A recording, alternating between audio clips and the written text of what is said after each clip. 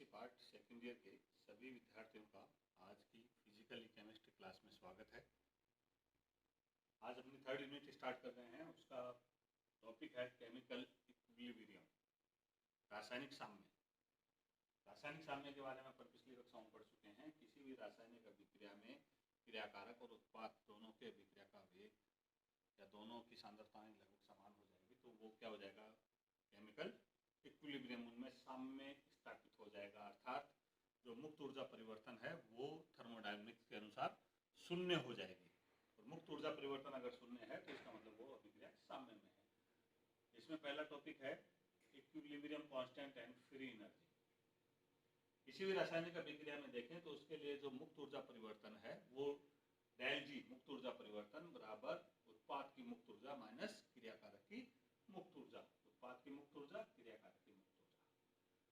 पहले मैं बता चुका हूं कि यदि डेल्टा जी बराबर शून्य है तो अभिक्रिया साम्य में होगी, अर्थात केमिकल इक्विलिब्रियम स्थापित होगा।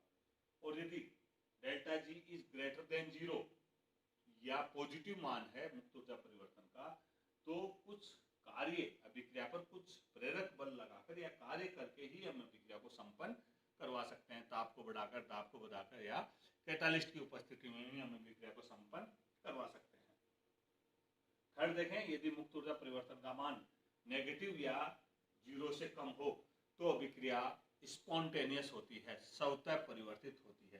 तो तीन बातें हैं यहाँ। डेल्टा जी बराबर जीरो हो तो अभिक्रिया साम्य में है, डेल्टा जी बराबर पॉजिटिव हो तो अभिक्रिया पर कोई बाह्य कार्य करके प्रेरक बल लगाकर ही हम उसको संपन्न करवा सकते हैं। और थर्ड नंबर क्या है, यदि डेल्टा जी बराबर नेगेटिव हो तो अभिक्रिया स्पॉन्टेनियस होती है, स्वतः संपन्न होती है। यदि अभिक्रिया स्थिर ताप पर संपन्न होती है तो मुक्त ऊर्जा परिवर्तन का निर्धारण हम समीकरण 2 से करते हैं, जहां माइनस डेल्टा जी बराबर, माइनस का मतलब यहाँ मुक्त हो रही है, equal to minus delta H जो एंथैल्पी है प्लस टी जो प्रमताप है, डेल्टा एस एंट्रोपी में परिवर्तन है।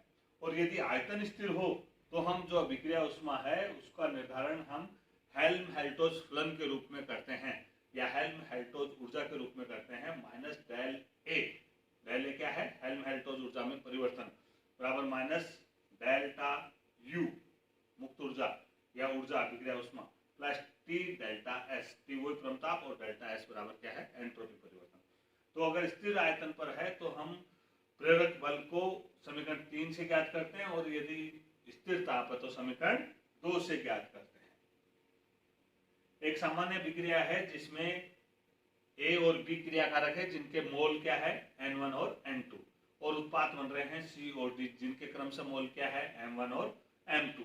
अगर वन हॉफ समीकरण, वन हॉफ अभिक्रिया द्वारा समतापी के अनुसार देखें तो समीकरण 4 प्राप्त होता है। लेकिन हमें मालूम है कि यदि अभिक्रिया साम्य में हो तो ये डेल्टा जी बराबर क्या हो जाएगा, शून्य। तो अभिक्रिया 4 कौन सा रूप कर लेगी, समीकरण 5 प्राप्त होगा, जहां मुक्त ऊर्जा परिवर्तन क्या है, नेगेटिव है, मानक मुक्त ऊर्जा परिवर्तन। और ये जो है वो साम्य में होगा तो ये केपी, केमिकल इक्विलिब्रियम के अनुसार ये केपी बराबर हो, जो कि क्या कहलाता है, स्थिर दाब पर साम्य स्थिरांक, ये वैल्यू है।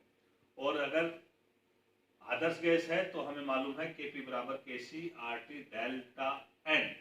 डेल्टा एन क्या है, मोलों की संख्या में परिवर्तन। किसकी मोलों की संख्या में परिवर्तन, उत्पाद के मोलों की संख्या माइनस क्रियाकारक के मोलों की संख्या।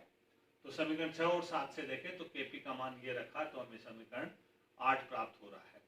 और यदि डेल्टा एन बराबर 0 हो, अर्थात क्रियाकारक और उत्पाद दोनों के मोलों की संख्या सेम हो, तो समीकरण 9 से हम मुक्त ऊर्जा परिवर्तन या गिब्स मुक्त ऊर्जा का कैलकुलेशन करते हैं। समीकरण 8 है वो गिब्स मुक्त ऊर्जा एवं साम्य स्थिरांक केसी के मध्य संबंध को दर्शाता है। तो समीकरण 9 भी यही संबंध को दर्शाता है। लेकिन समीकरण 9 क्या है, जब डेल्टा एच बराबर क्या हो, 0। अगला टॉपिक है सक्रिय द्रव्यमान के नियम का उष्मागतिकीय व्युत्पन्न, डेरिवेशन। कौन सा derivation, thermodynamics derivation of active mass law. एक सामान्य अभिक्रिया देखें, वही जो ऊपर देख रखी थी, एक सामान्य अभिक्रिया ये इस प्रकार संपन्न हो रही है, ए और बी क्रियाकारक मिलकर सी और डी उत्पाद में परिवर्तित हो रहे हैं। और माना कि अभिक्रिया के प्रारंभ में जो क्रियाकारक ए है और बी है उनकी सक्रियता क्या है, क्रमशः A and A B. Small A क्या है, एक्टिविटी, सक्रियता को दर्शाता है, और अंत में उत्पाद सी और डी का जो सक्रियता है वो क्या है, ए सी और ए डी। तो ताप टी पर मुक्त ऊर्जा क्रमशः इन सब के लिए ए बी सी डी, ए के लिए मुक्त ऊर्जा ये होगी, बी के लिए मुक्त ऊर्जा ये होगी, सी के लिए मुक्त ऊर्जा ये होगी और डी के लिए मुक्त ऊर्जा ये होगी। जहां G0 क्या है, इकाई सक्रियता की मानक परिस्थिति में मुक्त ऊर्जा, स्टैंडर्ड कंडीशन में ये मुक्त ऊर्जा परिवर्तन है या मुक्त ऊर्जा है। अतः इस अभिक्रिया के लिए मुक्त ऊर्जा परिवर्तन क्या होगा, जो हमने पहले भी ज्ञात कर चुके हैं, डेल्टा G बराबर उत्पाद की मुक्त ऊर्जा माइनस क्रियाकारक की मुक्त ऊर्जा। समीकरण 1, 2, 3 और 4 तथा 5 से देखें तो हम, और 6 से देखें तो हमें समीकरण 7 प्राप्त होता है, जिसमें हमने GC, GD, GA और GB का मान रखा। और इसको अगर हल करें तो ये जो मानक परिस्थिति वाला है उनकी वैल्यू एक जगह ली, तो ये M1 GC0 plus M2 GD0 minus N1 GA0 plus N2 GB0, और ये वैल्यू भी डेल्टा G0 बराबर हो जाएगी, अर्थात मानक परिस्थितियों में मुक्त ऊर्जा परिवर्तन। और इसको आगे जो शेष भाग बचा उसको इस प्रकार हमने लिखा, अर्थात समीकरण 9 प्राप्त होता है। और हमें मालूम है साम्य अवस्था में फिर डेल्टा G बराबर क्या हो जाता है, 0। तो समीकरण 9 किस प्रकार प्राप्त होगा, समीकरण 10 के अनुसार, अर्थात ये वैल्यू क्या हो जाएगी, नेगेटिव।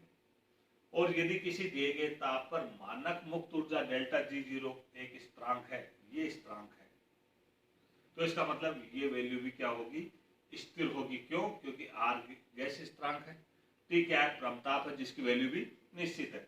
अतः यदि दिए गए ताप पर ये डेल्टा G0 स्थिरांक प्राप्त हो जाता है हमें, और स्थिरांक प्राप्त ही होगा, तो ये वैल्यू भी स्थिरांक होगी, अर्थात समीकरण 10 किस रूप में बदल जाएगा, समीकरण 11 में ACM1 into ADM2 upon AN1 into ABN2 बराबर K, और K क्या है, यहाँ साम्य स्थिरांक है।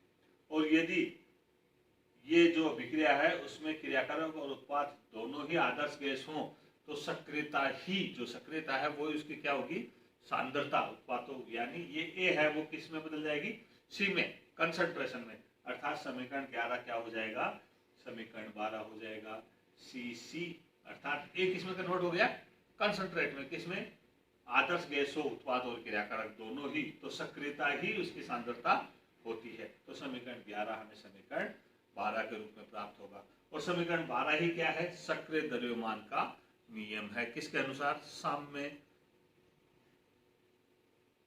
अभिक्रियाओं के अनुसार। आज के इस क्लास में इतना ही, बाकी का हम कल देखते हैं। धन्यवाद, थैंक यू।